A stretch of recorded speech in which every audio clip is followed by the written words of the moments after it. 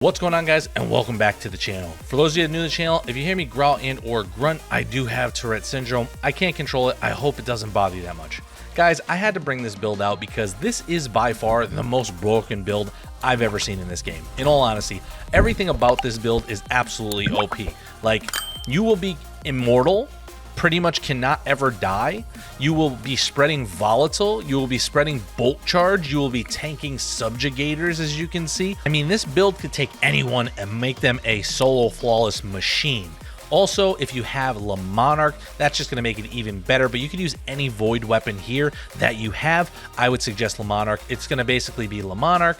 This sword is the main reason this is so broken. Flash counter. This is a perk that you need. It comes on multiple different swords. You can get it in multiple of the new activities. Even just setting your tome on sword, you can get it. Guys, redirection, if you can pull it with redirection, that makes it even better. But flash counter is the main thing that matters. You want that 100%. But if you can pull redirection, damaging rank and file commands, increases damage against more powerful ones, that will make it even better. I mean, look at this. You're sitting behind your shield. Your bolt charge is rising just from sitting here, holding block, completely immortal. Guys, the other thing too, as you can see, when you have restoration proc with this build, you don't actually have to hold block. You can sit back here, shoot your Le Monarch. As you see, it does big damage, especially once I show you the artifact and what I'm using and why this makes it even more potent.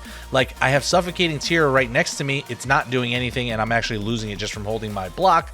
Just sitting here with that restoration, because of the way the build is, my bullets or arrows do max bolt charge stacks, so I'm doing even more damage just sitting back here. You also have your powered melee, and since I'm using Thunderclap but I have restoration, I'm still not really taking any damage. I can crush the ghost, go back to my sword. Guys, this is a Grandmaster Nightfall. I wanted to leave this sequence in to show you. I'm getting destroyed right now.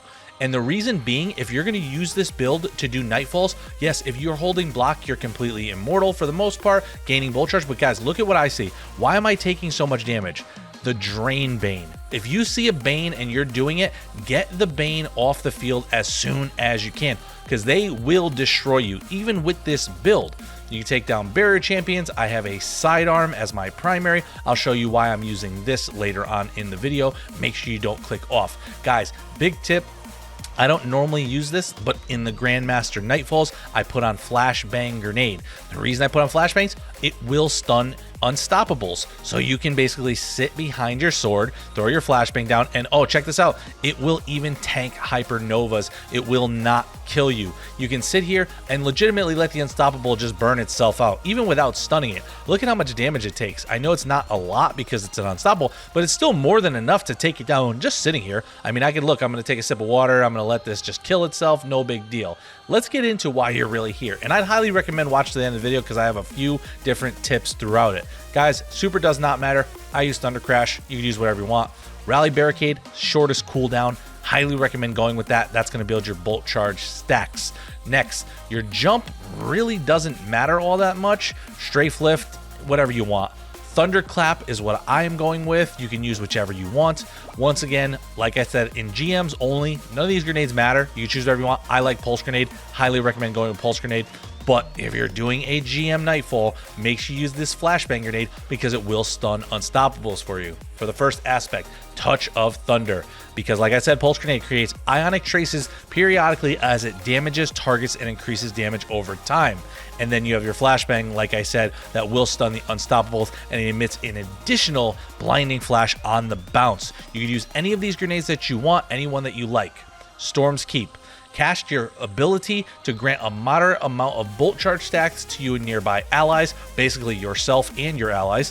While behind your barricade, you and your allies gain stacks of bolt charge over time, and your weapons can discharge max stacks of bolt charge. That's why you saw as I was firing my weapon, I was doing max stacks. Spark of Resistance, because I want to take the most resistance I possibly can, taking less damage from combatants. Spark of Shock. Your arc grenades jolt targets. So that means my pulse grenades that I'm going to be using most of the time, they're going to jolt targets, as well as spread ionic traces. Defeating Spark of Irons, defeating a jolted target, or defeating a target with bolt charge creates an ionic trace. We'll be doing that a lot. Spark of Frequency. Melee hits increase your equipped weapon's reload speed and stability, but really, while amplified, the effects are increased and you gain increased stacks of bolt charge from all sources. That's why we do that. Now, the artifact. Volatile Marksman, Rapid Void Weapon Precision Hits, and Rapid Void Weapon Final Blows grant volatile rounds, and you can boost this with the Tome. Unraveling Orbs, because my Strand Sword, picking up an Orb of Power or a Tangle grants Strand Weapons unraveling rounds. So I would highly recommend using this as well if you can pull the new sword. Dielectric, defeating arc debuff targets grants Bolt Charge. Once again, it's all about the Bolt Charge. Photonic Flare, defeating an exhausted or severed target with arc damage releases a blinding burst. That's why you saw I kept blinding them when I was just sitting there. Maligned Harvest, rapidly applying volatile causes your next instance of void weapon damage to create a weakening burst. And for the next one, you have Flashover. When you gain maximum bolt charge, you also become amplified. Lightning bolts deal more damage. It's all about bolt charge and damage. Horde Shuttle, damaging unraveled targets with a weapon occasionally spawns a Threadling. As I said, with that Strand Sword, you can get it. Defibrillating Blast, stunning a champion grants maximum stealth bolt charge, triggers an arc bolt, and heals you and jolts combatants that it damages. And finally, Void Flux, defeating weakened targets with a void weapon applies volatile to nearby targets. Powerful targets increase the radius of explosion. So that is why I said a void weapon you absolutely want no matter what. Let's get into the mods. Okay, some of these things are changeable a little bit, but I went with Font of Wisdom because I want to try to get as many orbs as I can and pop super as many times as I can from that Thunder Crash, where I'll be holding my sword, Thunder Crash, and get back to holding my sword. Dynamo reduces super cooldown when using class ability near targets. I'm using my class ability countless times, okay? That's what this build is made for, so I'm charging my super. The last one, Flex, you can do whatever you want here. I like getting heavy for my team just to help them out. Now, the biggest thing, Stronghold Gauntlets. They're not that much to look at, but they are insane right now. And the reason that you're immortal with this build, first off, Bolstering Detonation. Grants class ability energy when you cause damage with a grenade. Impact Induction. Causes damage with a powered melee attack, reduces your grenade cooldown. So we'll be getting more grenades by using our powered melee. That's the Thunderclap. Now, finally, I'll throw another Bolstering Detonation on it. You can do whatever you would like. Here, once again, it's really kind of flex, but I would put resistance mods, whatever the burn is. If you're in a GM, whichever it is, use those to better resist more things if you want, especially when you're dropping your sword. Now, better already, your health begins to regenerate immediately on an orb pickup. Innervation reduces cooldown for your grenade each time you pick up an orb of power, which, as I said, we are going to have a bunch of orbs of power all over the place. Insulation reduces class ability cooldown each time you pick up an orb of power, again feeding into those orbs of power to continue charging all of your abilities up. And finally, on the Titan mark, you got Outreach, reduces melee cooldown when using your class ability. Powerful Attraction, this is going to help you to get orbs without running over to pick them up. And of course, Reaper. Shortly after using your class ability, which is your shield, your next final blow is going to generate an orb of power. So once again, another orb of power that you can pick up. Finally, I did talk about the sidearm. This is absolutely insane. Tanash's Mastery with Chill Clip, it is a sidearm, and on the artifact, as you can see, piercing sidearms, that's why it does barriers, but Chill Clip also does Overload and Unstoppables.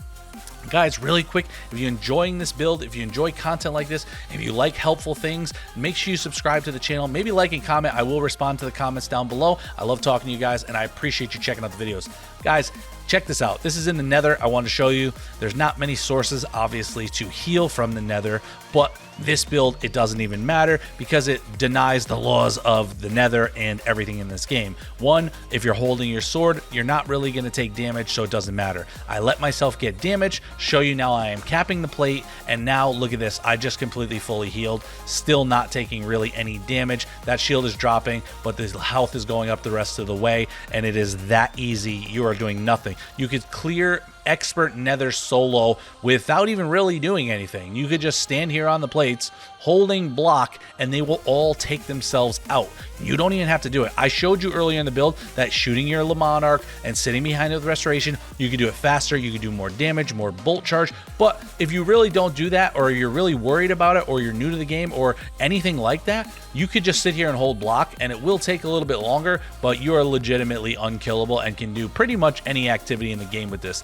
So this is why I told you guys that this build is in my opinion, the most broken build in the game. If you guys don't think so, I would love for you to comment below and tell me why you don't think this is the most broken build in the game. And also, tell me what you think is the most broken build in the game, because I would love to check it out and maybe do a review or a build on it, or change some things to maybe make it even better if I possibly can. But I would love to see it. I would love to hear. That's going to do it for this one. I hope you enjoyed it. As always, I'll catch you in the next one.